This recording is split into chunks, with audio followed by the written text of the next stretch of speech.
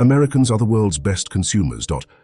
Despite having roughly 5 times as many people as us, China spends less than a third of our annual budget. Though it may not seem like it, we are very wealthy by worldwide standards. We adore buying garbage and would go into debt to do so. Our economy relies more on consumer spending than most large nations due to our unquenchable desire to buy. There must be a limit. High-risk, high-interest consumer lending has topped $1 trillion, while household savings rates are at record lows. This excludes non-formal lending, including purchase now, pay later housing, auto, student and medical loans, which are also near record highs. What happens if the world's best consumers can't afford to buy? More importantly, will cutting back on purchases solve all our problems? Debt is rising, but some people are managing it better. Americans are borrowing more on vehicle loans than ever. It quotes probably because they're celebrating buying a car again. Holy yields. I need the car, but doubt I can do it. Nearly 80% of houses are housing burdened, meaning over 30% of household income is spent on rent. Amazon and Walmart are already offering discounts to customers who don't make enough to cover New York City's low cost of living. America accounts for almost a third of worldwide consumer spending, while having just 4% of the world's population, according to World Bank data. According to the same data, consumer spending accounts for 69% of GDP. The world's second largest consumer market, China, consumes only 38% of its GDP. The European Union is a more comparable peer, but just 51% of their GDP is connected to consumer spending, and they are spending less while we are spending more by practically every metric. China has a big population of severely poor individuals who only buy necessities outside of major cities. Americans are the world's best consumers for a reason. America confronted a predicament after WW2. We no longer needed the industrial behemoth we had built to battle in Europe and the Pacific to create ships, planes, tanks, and ammo.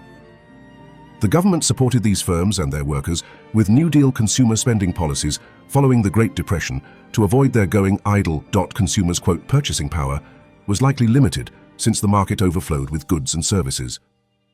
Modern Mad Men-style advertising arose because corporations had to create demand instead of just satisfying it. A less delightful element is that many world military wine and World War II propaganda experts shifted to advertising to promote goods rather than the country's military efforts. In Crabgrass Frontier, historian Kenneth Jackson noted that America had only 8 independent shopping malls the year after the war. Independent common neighborhood stores selling everyday essentials still handled most transactions. Within 14 years, by the start of the 1960s, there were over 4,000 shopping malls fighting for customer dollars. Most other major economies were focused on rebuilding their war-damaged manufacturing and infrastructure. The disposal of their excess industrial production was a later concern. Thus, America earned a consumption edge that is hard to overcome. Thus ends our incredibly brief journey. However, what does this mean for us now?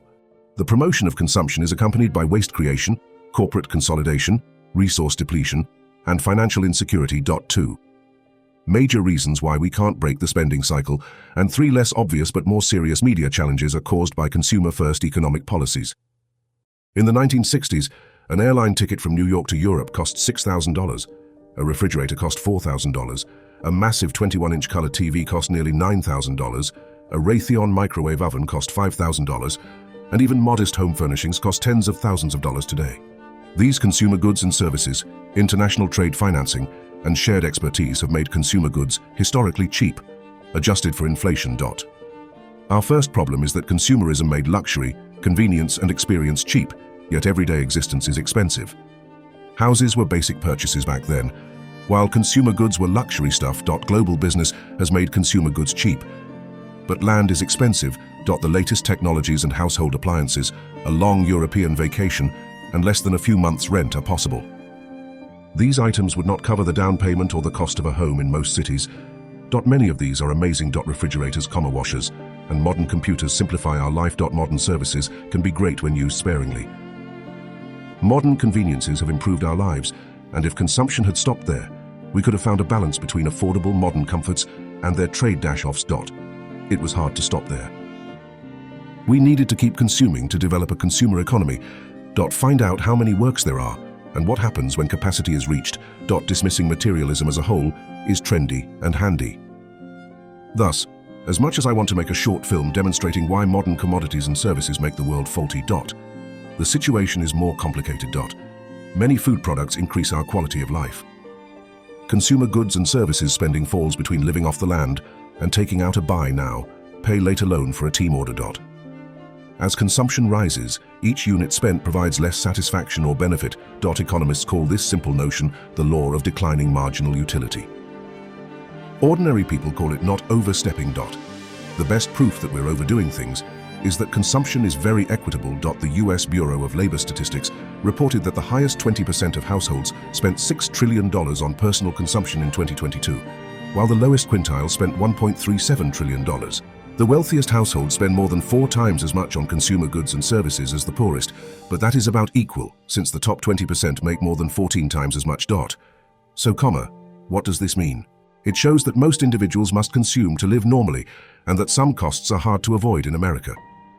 Housing was, predictably, the biggest expense for most respondents. Housing cannot be mass-produced overseas like other consumer goods. It is now incredibly expensive. The topic has been addressed. Most households spent a lot on transportation. In much of the country you need a car, which is expensive for low-income families. The automobile industry is campaigning for car-friendly towns, and the post-World War II consumer boom's acceptance of isolated single-family suburban subdivisions built most of America around the car. The few East Coast locations with walkable or reliable public transportation are unaffordable for low-income people for other reasons. Thus, most people must get a car without much sacrifice. Personal healthcare spending, which raises our numbers without improving results, is another American budget issue. Consumerism is easy to blame on customers, but many of these costs are unavoidable even for the poor. The lowest 20% of households spent $727 more than their post-tax income on basic essentials, according to the same survey. How can a household always spend more than it earns? Debt is the answer, but the lowest 20% vary annually. If they lose their job and take a long time to find another, they may stay in the lowest 20% until they find another job and return to their old wage bracket. Claimed they would spend their funds or acquire debt to stay afloat, but they would recover. Inconveniently, consumer-driven debt forces people to work, making them better and more motivated workers. High-debt workers were more likely to work overtime, not seek higher compensation and benefits, and not leave jobs, according to National Institutes of Health Studies. Even with responsible borrowing, modern living standards might be hard to maintain as more goods we use become subscription-based. Even with careful savings, paying in full is sometimes impossible. You need a steady income to pay for the upcoming month's automatic bank account, withdrawals from American Express, Netflix, Hulu, Afterpay, student loans, auto loans, ATANT, Adobe, Creative Cloud, Microsoft, Game Pass, Peloton, or, if you're a power user, all of them. Unfortunately, losing your job leaves you without support. Thus, falling behind faster is easy. Unfortunately, as jobs become less secure, layoffs become common, and work becomes less formal, most people will experience this nice little financial roller coaster.